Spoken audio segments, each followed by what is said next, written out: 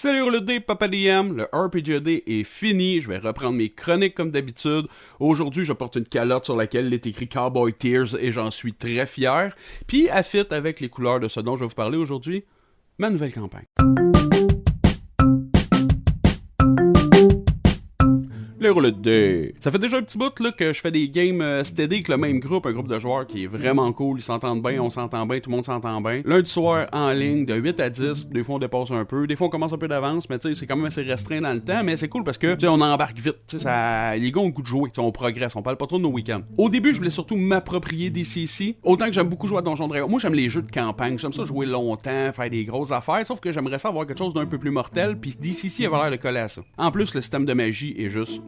Fait que j'ai décidé de commencer avec Navigateur sur une mer sans étoiles, un module qui avait eu des super bons reviews sur les internets, puis j'avais accroché. Quoique l'accroche dedans est pas top, c'est genre, il y a des villageois disparus, puis à un moment donné, les villageois s'attendent qu'il y en ait des leurs qui disparaissent, fait qu'ils s'en vont fouiller la vieille citadelle là-bas dans le fond du bois, là, une espèce de swamp. Donc je me suis dit, écoute, c'est déjà tout écrit, c'est parfait de m'approprier le système, fait que je pars, bon, pas moi qui pars, eux autres ils partent, ils pètent des bébites, il y a le bout de l'idole que j'ai compté à la fin de mon RPGD, c'était bien drôle, le bout de après ça, ils ont passé par le sarcophage qui faisait frette, il y avait des systèmes magiques de cachet, mais il faisait trop froid, les joueurs ont fait non, on va tous rester jammés ici, on va tous jammer comme les voix.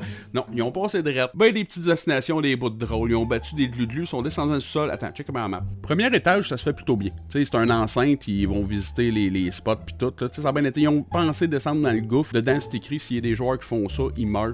Mais rapidement, ils se sont ramassés à descendre au deuxième niveau, et là, le party commence. Ici, dans ce bassin-là, au fond, il y a des crânes des ennemis qui avaient combattu les gens qui avaient la citadelle à l'époque, et leurs crânes, ils veulent encore détruire l'ennemi, fait qu'ils ont les yeux bleus qui allument, puis plus qu'ils vont s'approcher de l'ennemi dans l'histoire, plus les yeux vont flasher, parce que là, les crânes sont, ils sont en tabarnak. Dans le tas, j'avais deux fermiers. Vu que les deux ont roulé des fermiers qui ont des poules, il y en a un qui a dit qu'il va y avoir des canards à la place. Louis Mercier, ce qu'il a fait, c'est qu'il a décidé de prendre un de ces crânes-là, puis il a essayé de le faire fitter sur la tête de son canard. Bref, ça a fonctionné, fait qu'on avait un canard avec un crâne sur la tête.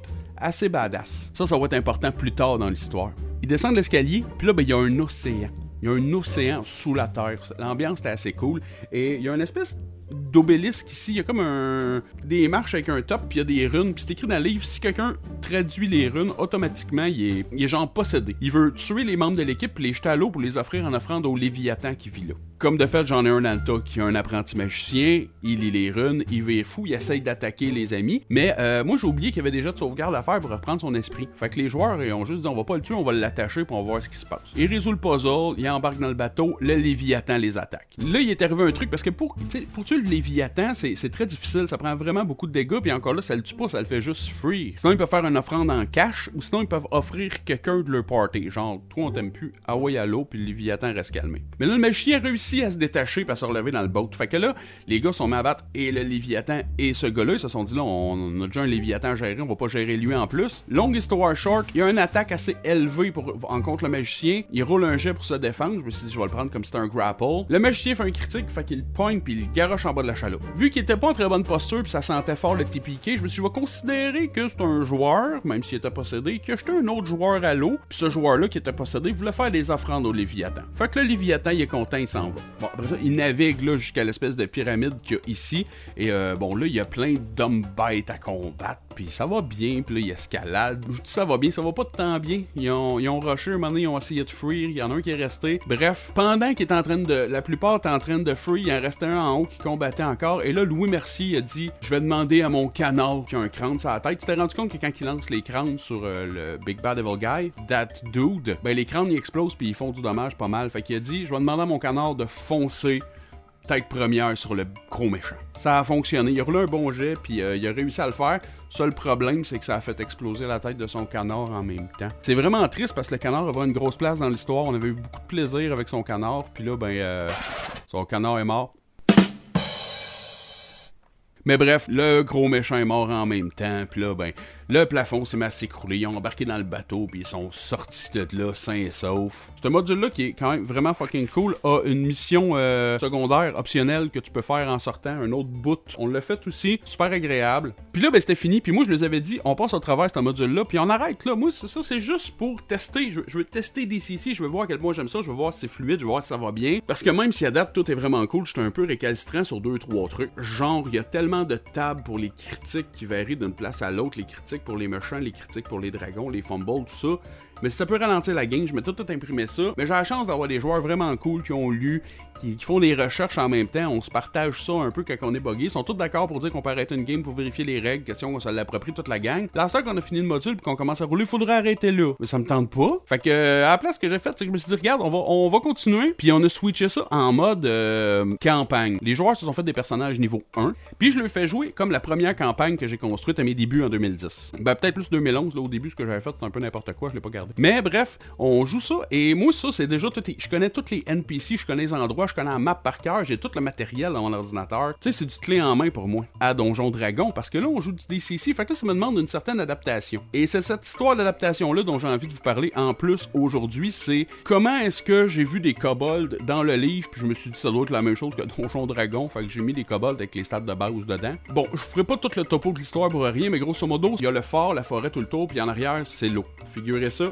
On continue. Néoral, un magicien, il décide de grimper dans un arbre assez haut pour pouvoir être à la hauteur des kobolds, puis il va leur caster Sleep dessus. En dessous de lui, il y a Loup Mercier qui attend. Puis j'ai rimé avec un NPC qui s'appelle Bruce. Bruce, il y a une grosse voix basse comme ça, il est fucking badass. Puis les deux sont à côté contre le fort, puis ils attendent qu'il fasse Sleep, mais qu'ils s'endorment. Eux autres, ils attaquent par en bas, les autres, ils s'arrangent pour passer par en haut. Bref.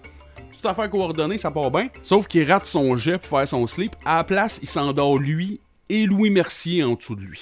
Les dégâts de chute, je dis, il va peut-être tomber sur la tête de l'autre, fait un jeu de pourcentage, pas beaucoup de chance, genre 10%.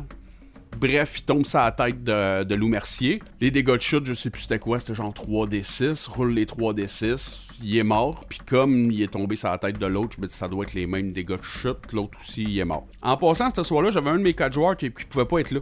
Pas de sa faute, c'est pour ça que j'ai embarqué Bruce l'NPC pour qu'il soit 4. Mais là, en ce moment, j'ai 2 spectateurs qui regardent Rimain adossé au fort avec Bruce le NPC et ils le regardent jouer parce que là sont inconscients, puis là eux autres en haut ils savent là qu'il y a du monde qui attaque là, ils savent là, l'alerte a été sonnée. Là je me dis Rimain il va reculer, lui puis Bruce ils vont s'en aller, mais je me dis Bruce s'en ira jamais. Bruce c'est un combattant, Bruce va aller jusqu'au bout. Fait que Bruce il dit à Rimain, ah ouais le jeune on se les fait à deux. Je pense que Rimain il s'est dit ah ouais on l'essaye, on a rien à perdre, de toute façon au pire on va mourir pour commencer. Moi dans ce fort là je savais qu'il y avait 4 kobolds et il y a une Genesis de feu, elle s'appelle Jennifer, très fière du nom que j'y ai trouvé d'ailleurs. Mais Jennifer, à chaque fois que j'ai fait ça, que j'ai fait cette campagne-là, cette mission-là, elle se prend une volée incroyable. À chaque fois, elle meurt super vite. À la base, je l'avais créé ce personnage-là pour être comme un méchant récurrent.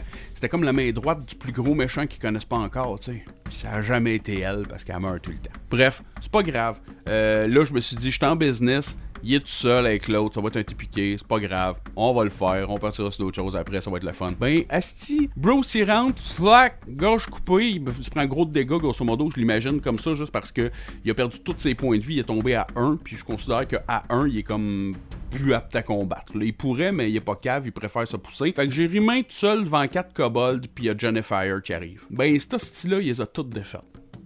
Toute la gang.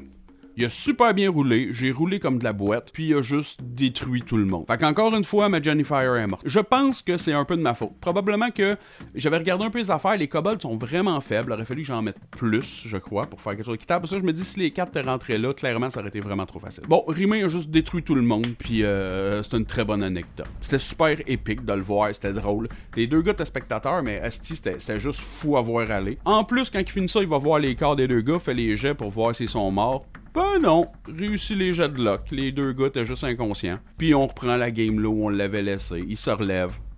Tout va bien. Fait que c'est ça. C'était tout ça pour vous compter où c'est que j'en suis en tant que rôliste présentement. Je DM ça, une vieille campagne de donjon que j'ai faite de longtemps. À saveur DCC-esque, là, question de mettre un peu plus de challenge puis un risque de mort un peu plus imminent. Je suis content de retomber dans le roleplay avec des NPC, de pouvoir jaser un peu. Je me fais du fun à faire ça. Puis DCC avec un module comme ça, c'est pas tout à fait ça qu'il offre. Ça, on est vraiment dans le dungeon crawl pur. Tandis que là, avec ma campagne à moi, tu sais, j'utilise le système, mais on a quelque chose d'un peu plus savoureux. So that's it, ça fait beaucoup trop longtemps que je vous parle, guys. J'ai une calotte Cowboy Tears, puis je suis vraiment content. Ciao, bye!